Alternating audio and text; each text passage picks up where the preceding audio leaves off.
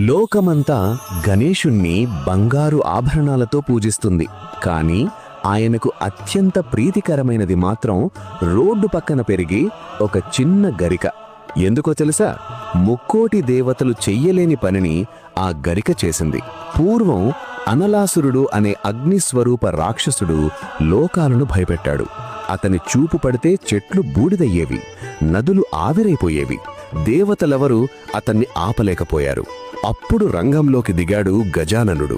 యుద్ధం చెయ్యకుండా అనలాసురుణ్ణి నేరుగా తన ఉదరంలోకి మింగేశాడు. రాక్షసుడు నశించాడు. కాని గణపతికి భయంకరమైన తాపం మొదలైంది.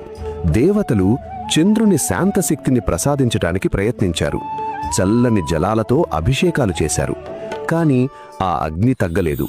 అప్పుడు మహర్షులు భక్తితో 21 గరికపోచలను సమర్పించారు. అదే దూర్వాగ్రాస్. ఆశ్చర్యం! గరిక తాకగానే గణనాథుడి తాపం క్షణాల్లో శాంతించింది. అప్పటినుంచే గరిక గణపతికి అత్యంత ప్రీతికరమైనదిగా మారింది. అందుకే ఈ రోజుకి గణేష్ చతుర్థి రోజున భక్తులు గణపతికి 21 గరికపోచలను సమర్పిస్తారు. కాబట్టి గుర్తుంచుకోండి, భగవంతుడికి కావాల్సింది బంగారం కాదు, భక్తి.